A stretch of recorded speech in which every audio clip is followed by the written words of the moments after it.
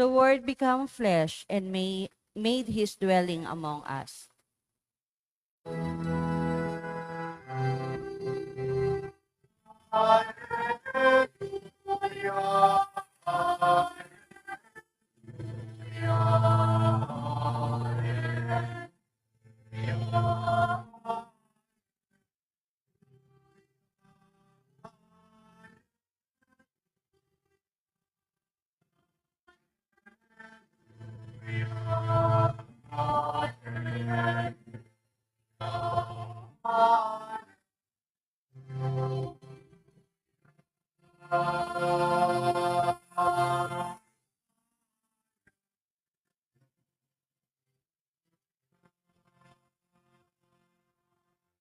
The Lord be with you. And with your spirit. A reading from the Holy Gospel according to Matthew. Glory to you, O Lord. The disciples approached Jesus and said, "Who is the greatest in the kingdom of heaven?" He called the child over, placed it in their midst, and said, "Amen, I say to you, unless you turn and become like children, you will not enter the kingdom of heaven. Whoever humbles himself like this child is the greatest in the kingdom of heaven. And whoever receives one child, such as this, in my name, receives me. See that you do not despise one of these little ones. For I say to you that their angels in heaven always look upon the face of my heavenly Father." My dear friends, the Gospel of the Lord. Praise to you, Lord Jesus Christ. Good morning po sa inyong lahat. Happy Fiesta. Pakibati ang mga katabi natin ng Happy Fiesta. At tayo po ay nakikiisa sa buong bansa ng pagdiriwang ng kapistahan ng banal na sanggol, ang Santo Niño. Palakpakan natin ang Santo Niño. Viva Santo Niño! Viva Santo Niño! Viva Santo Niño! Alam niyo, kagabi nagmisa ako sa Tondo, no? Nakipiesta tayo. Dahil marami nagpipiesta ngayon sa Cebu, sa Tondo, sa Pandacan. Mamaya ho, right after the Mass, I have to leave. Magmimisa ako sa mga madre, missionaries of the Child Jesus, no? Piesta rin nila. So, ang dami nagpipiesta ngayon. Kagabi nagmisa ako 9:00. Talagang takot na takot kami. Baka mamaya maisig ako, "Viva pong Jesus Nazareno." Baka bigla akong batuhin, no? Katatapos lang kasi. Sabi nga nung pare, ako nga last year nagkamali eh. Anong ginawa mo? Sumigaw daw siya, "Viva pong Jesus, Santo Niño." Sabi na lang daw niya. Ano ba ang pagkakatulad? Kasi last Sunday o last week, ang sigaw natin ay, "Viva pong Jesus Nazareno." Ngayon ay Santo Niño. Una, hindi magkaiba yan. Iisa lang yan. Huwag niyong pagtalunan kung sino mas powerful, ang Nazareno o Santo Niño. Iisang Kristo lamang yan. At maganda yung dahilan ng kanyang kapanganakan at ng kanyang kamatayan. Isa lang ang dahilan kung bakit may 9 ng Enero at meron tayong ika-3rd Sunday ng Enero. Sapagkat ang kanyang kapanganakan at kamatayan ay alang-alang sa ating kaligtasan. At paano dumating ang kaligtasan sa mundo? Sa anyo ng isang maliit na bata? At pag sinabi nating bata, anong nasa isip nating matatanda? Bata yan.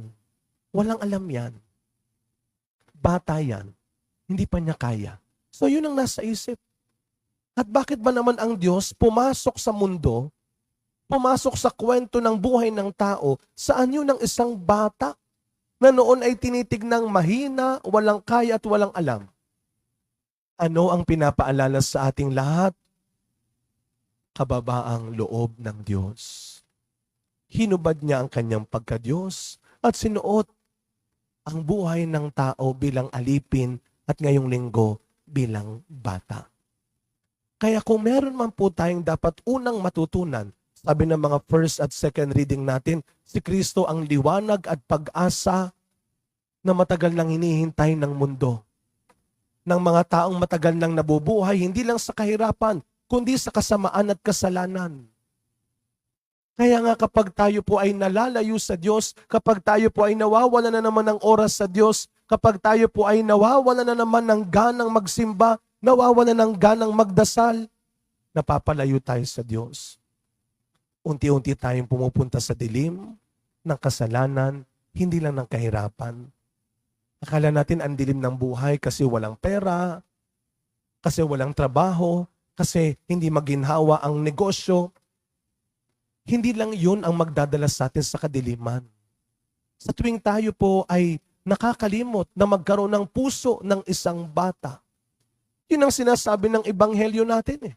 Hanggat hindi tayo, sama ako, hanggat hindi tayo nagbabago at nagiging tulad ng isang maliit na batang ito, hindi tayo mapapabilang sa pinaghaharian ng Diyos and we will never be considered great. Not only in this world, but in the eyes of God.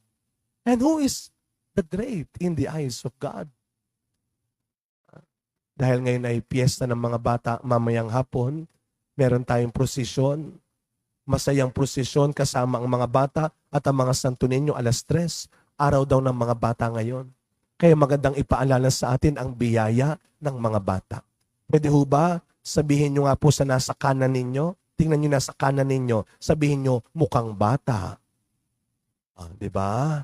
Naniwala naman. Ulitin nyo nga po, sabihin nyo sa nasa kanan, mukhang bata. Wow, naniwala ulit. O bumawi naman tayo. Tingnan nyo nasa kaliwa ninyo. Sabihin ninyo, amoy bata. Alam mo ninyo, yan ang tinuturo ng mundo. Iba kapag mukha kang bata. Maraming magkakagusto sa'yo, maraming kukuha sa'yo, maraming lalapit sa'yo. Kaya dapat lagi kang looking young. Pag amoy bata ka, naku po, hindi ka lalayuan ang mga tao. Pero hindi ito ang uri ng batang hinahanap ng Diyos. Ang gusto ng Diyos, magkaroon tayo ng puso ng isang bata tulad ni Kristo. Ano ang puso ng isang bata? Ano ang puso ni Kristo Jesus na bilang bata? Ang pusong naniwala at nagtiwala sa kanyang Ama. Nung bata ho tayo, ilan sa atin dito, yung tumayo lang ang nanay mo, tatakbo ka na, akala mo iiwan ka lagi. Hindi mo maiwan yung anak mo, dahan-dahan kang tatakas, dahil pag nakita ka ng anak mo lumalabas, tatakbo, gusto laging sumama sa'yo. Minsan nanay ko nainis sa akin, pagtayo niya, sama ako. Sabi niya sa banyo, sasama ka sa banyo. Kasi nga yung bata, gusto niya laging humahabol sa kanyang nanay, sa kanyang tatay. Bakit? Sapagkat alam ng bata, meron siyang hindi kaya. Merong wala sa kanya. At sa pagtanda natin, yan ang unti-unting nawawala na sa atin. Nagiging payabang na tayo. Nakakalimot na tayo. Hindi lang sa magulang natin, pati sa Diyos. At pangalawang katangian ng bata na huwag mawawala sa atin, hindi lang yung batang marunong magtiwala, hindi lang yung batang marunong umunawa, kundi yung batang handang magbigay din. Mga kapatid, napakahalaga po ng huling bahagi ng Ebanghelyo. Sa Tagalog, mas may dating. Anong paalala ni Kristo? Iingatan ninyo ang mga batang ito, sapagkat ang mga anghel nila ay laging nasa harapan ng aking Ama.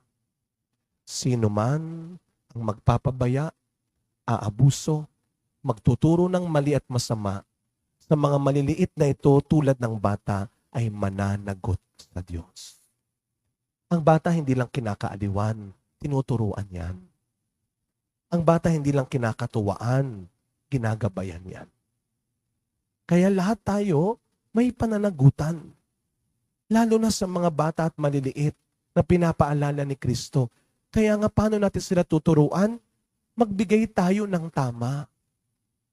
Hindi lang kapag maingay, binibigyan ng cellphone para tumahimik.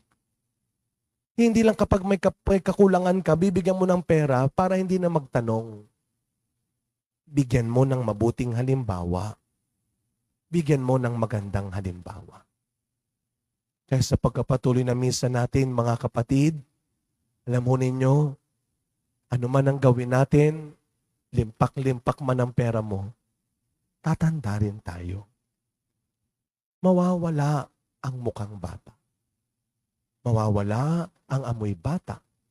At huwag kang matakot. Dahil pag natapos ang kwento natin sa buhay na ito, haharap tayo hindi lang sa hari ng Tondo at ng Cebu, kundi sa hari ng mundo, si Kristo. Tayong lahat ay hahanapan niya, hindi ng muka at amoy ng bata, kundi ng puso ng isang bata. Naniniwala, sumusunod, mapagbigay. Amen.